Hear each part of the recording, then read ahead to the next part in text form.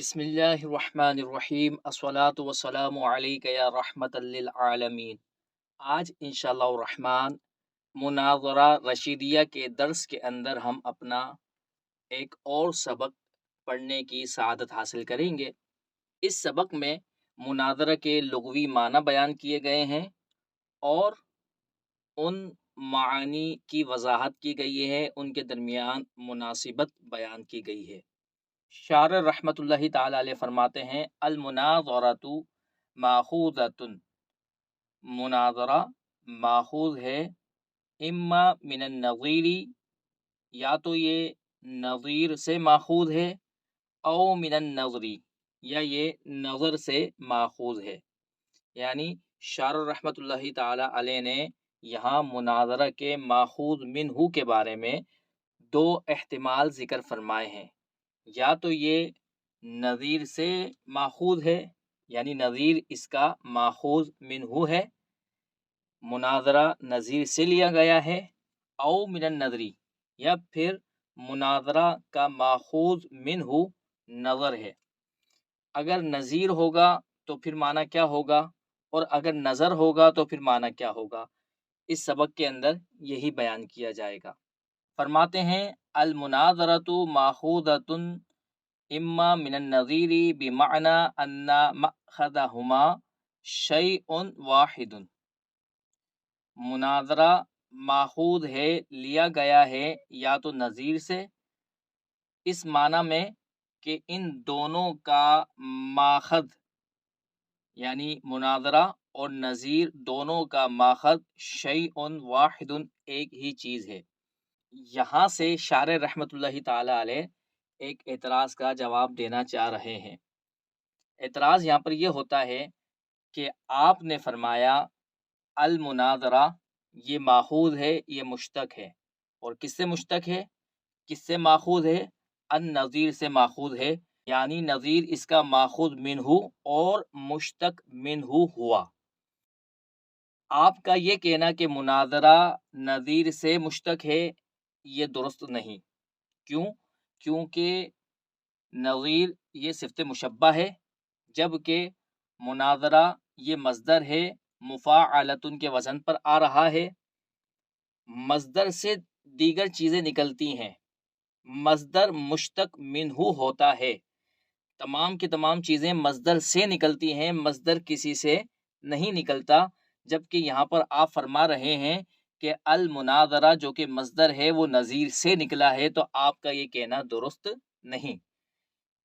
اس اعتراض کا جواب شارح رحمۃ اللہ تعالی علیہ نے بمعنی ان مأخذہما شیء واحد سے دیا۔ اس جواب کا خلاصہ یہ ہے کہ ماخوذ دو طرح کے ہوتے ہیں۔ جب ماخوذ دو طرح کے ہوئے تو ماخوذ منہ بھی دو طرح کے ہوئے، ایک حقیقی اور ایک حکمی۔ حقیقی ماخوذ کا معنی یہ ہے کہ کوئی لفظ حقیقتاً کسی دوسرے لفظ ہی سے لیا گیا ہو، نکالا گیا ہو، جیسے لفظ ضربہ ہے، یہ مشتق ہے، یہ نکالا گیا ہے ضربن سے۔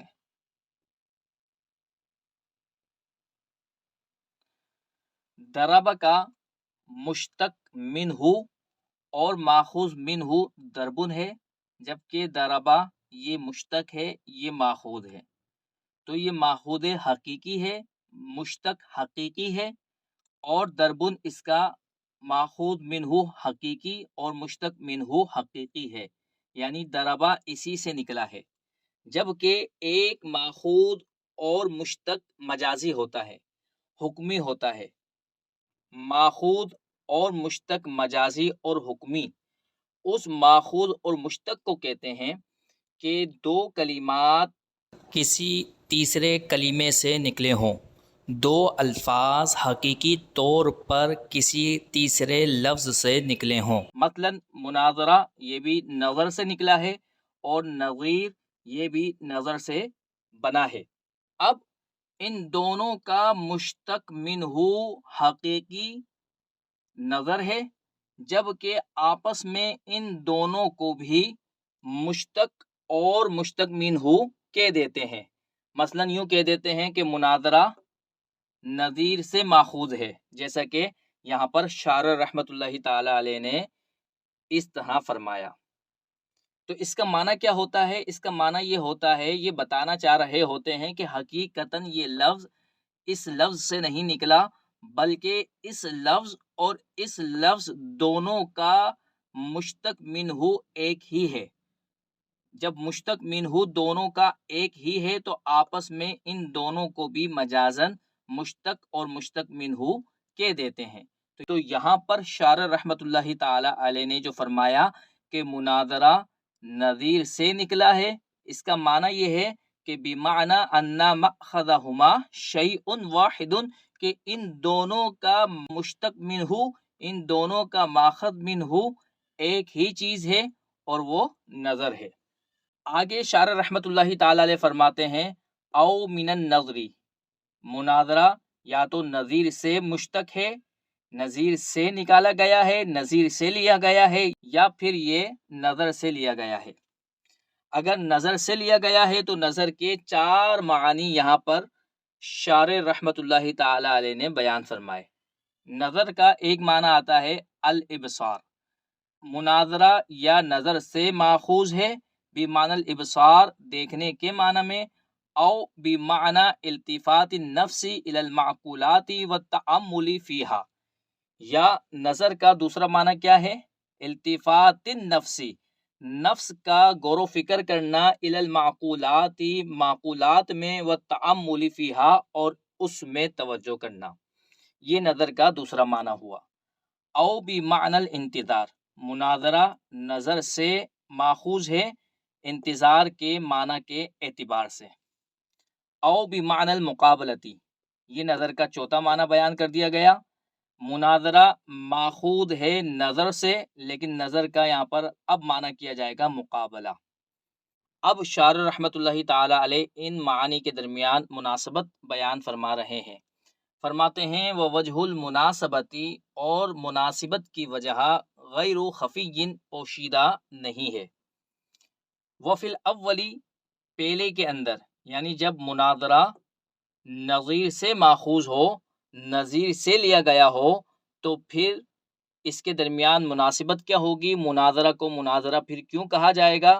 تو فرماتے ہیں ایماء، جب مناظرہ نظیر سے ماخوذ ہوگا، نظیر سے مشتق ہوگا، پھر اس وقت مناظرہ کا معنی گویا کہ یہ ہوگا ایماء، یہ اشارہ ہوگا الی انہ، اس بات کی طرف کہ ینبغی، مناسب ہے، ان یکون المناظران، کہ دونوں کے دونوں مناظر متماثلین، برابر ہوں، کیونکہ نظیر کا معنی ہوتا ہے ہم مثل، برابر۔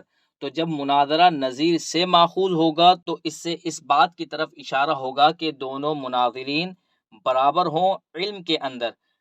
اس طرح نہ ہو کہ بِأَن لَا يَكُونَ أَحَدُهُمَا فِي غَایَةِ الْعُلُوِّ وَالْکَمَالِ، کہ دونوں مناظرین میں سے ایک مناظر تو کمال اور بلندیوں کی انتہا پر ہو، یعنی علوم کے اندر نہایت ہی پختہ ہو اور بہت ہی بڑا عالم ہو، والآخر فی نہایت الدناءۃ والنقصان، اور دوسرا مناظر علم کے اعتبار سے کم ہو اور نچلے درجے کا ہو۔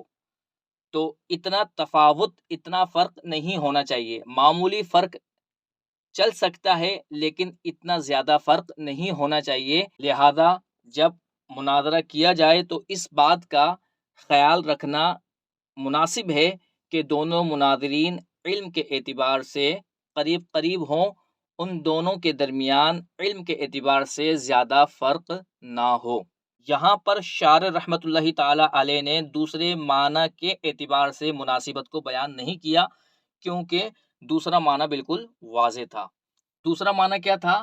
کہ مناظرہ جب نظر سے ماخوذ ہو اور نظر کا معنی ابصار ہو تو پھر وجہ مناسبت یہ ہوگی، پھر مناظرہ کے ذریعے اس بات کی طرف اشارہ ہوگا کہ دونوں مناظر آپس میں ایک دوسرے کو دیکھ رہے ہوں، ابصار یعنی ایک دوسرے کو دیکھ بھی رہے ہوں، یہ مناسب ہے۔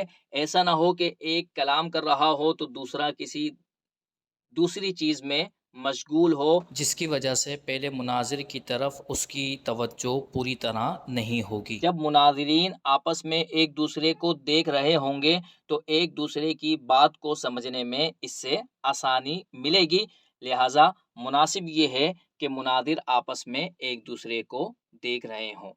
شارح رحمۃ اللہ تعالی علیہ فرماتے ہیں وفی الثالثی، جب مناظرہ کا ماخوذ منہ نظر ہو اور نظر کا معنی التفات النفس الی المعقولات والتأمل فیہا ہو تو اس اعتبار سے مناسبت یہ ہے، شارح فرماتے ہیں ایماء اس وقت اشارہ ہوگا الی اولویت التأملی، غور و فکر کے افضل ہونے کی طرف کہ غور و فکر کرنا افضل ہے۔ کس طرح غور و فکر کرنا افضل ہے؟ بِأَن لَا يَقُولَ کہ مناظر نہ کہے ما لم، کب تک نہ کہے؟ ما لم، جب تک نہ کہے یتأمل فی ما، جب تک کہ وہ غور و فکر نہ کر لے فی ما یرید ان یقول، اس میں کہ جو وہ کہنا چاہ رہا ہے، یعنی جو بات وہ کہنا چاہ رہا ہے جب تک اس کے اندر اچھی طرح غور و فکر نہ کر لے اس کو چاہیے کہ وہ بات نہ کہے۔ غور و فکر کرنے کے بعد اگر اس بات کا کہنا اس کے لیے مفید ہے تو وہ بات کرے، اور اگر مضر ہے، نقصان دہ ہے تو وہ بات نہ کرے۔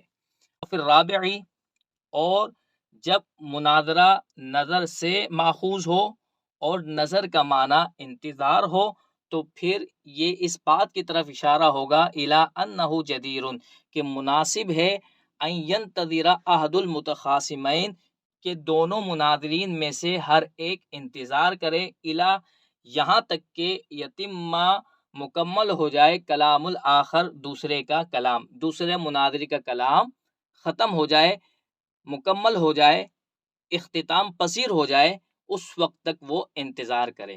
لا، نہ کہ ان یتکلم، وہ گفتگو کرے فی حاکی کلامی ہی، پہلے مناظر کے کلام کے درمیان۔ تو یہ ویسے بھی کلام کے آداب میں نہیں کہ جب کوئی بات کر رہا ہو تو بیچ میں اس کی بات کو کاٹا جائے۔ مناظرہ میں اس بات کا لحاظ رکھنا اہم ہے اور ضروری ہے تاکہ نزاع سے، جھگڑے سے بچا جا سکے۔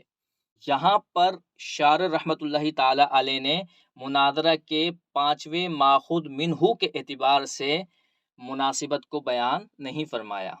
مناظرہ جب نظر سے ماخوذ ہو اور نظر کا معنی مقابلہ ہو تو پھر مناسبت کی وجہ یہ ہوگی کہ مناظر آپس میں ایک دوسرے کے مقابل ہوں، ایسا نہ ہو کہ ایک دوسرے کی طرف پیٹ کر کے بیٹھا ہوا ہو یا ایک دوسرے سے بہت ہی زیادہ دور بیٹھا ہوا نظر کا جب معنی ابصار ہو اور نظر کا جب معنی مقابلہ ہو سکتا ہے کہ بعض لوگوں کو دوسرے ماخوذ منہ کے اعتبار سے اور پانچویں ماخوذ منہ کے اعتبار سے جو وجہ مناسبت بیان کی گئی ہے وہ سمجھ میں نہ آئے، تو اس کی وضاحت یہ ہے کہ دوسرے ماخوذ منہ کے اعتبار سے مناظرے سے اس بات کی طرف اشارہ ہوگا کہ وہ آپس میں ایک دوسرے کو دیکھ بھی رہے ہوں۔ جب مناظر آپس میں ایک دوسرے کو دیکھ رہے ہوں گے تو اس کے لیے ان کا آمنے سامنے ہونا ضروری نہیں، تو ان دونوں کے درمیان وجہ فرق یہ ہے کہ ابصار کے لیے مقابلہ لازم نہیں، یعنی ایسا ہو سکتا ہے کہ ایک مناظر دوسرے مناظر کو دیکھ تو رہا ہو لیکن وہ آمنے سامنے نہیں بیٹھے ہوئے ہوں۔ اور یہ بات بالکل واضح ہے کہ کبھی دو شخص آمنے سامنے نہیں ہوتے لیکن پھر بھی ایک شخص دوسرے شخص کو دیکھ رہا ہوتا ہے، کیونکہ دوسرا شخص ہو سکتا ہے کہ اس کے سیدھی ہاتھ کی طرف ہو اور وہ شخص دوسرے شخص کے الٹے ہاتھ کی طرف ہو، تو اب وہ آپس میں ایک دوسرے کو دیکھ تو رہے ہیں لیکن آمنے سامنے نہیں بیٹھے ہوئے، جبکہ پانچویں معنی کے اعتبار سے آمنے سامنے ہونا بھی مناسب ہے۔ تو آمنے سامنے جب ہوں گے تو اس میں ابصار آ جائے گا، جب ایک شخص دوسرے شخص کے سامنے ہوتا ہے تو وہاں پر ابصار پایا جاتا ہے، لیکن جہاں ابصار ہو وہاں پر مقابلہ ہو یہ ضروری نہیں۔ اللہ تبارک و تعالیٰ کی پاک بارگاہ میں دعا ہے کہ اللہ تبارک و تعالیٰ ہمیں آسان اور سہل انداز سے اس سلسلے کو مکمل کرنے کی توفیق عطا فرمائے اور اس علم کے نور سے ہمارے دلوں کو، ہمارے اذہان کو، ہماری سوچوں کو، ہماری قبروں کو منور فرمائے۔ وما علینا الا البلاغ المبین۔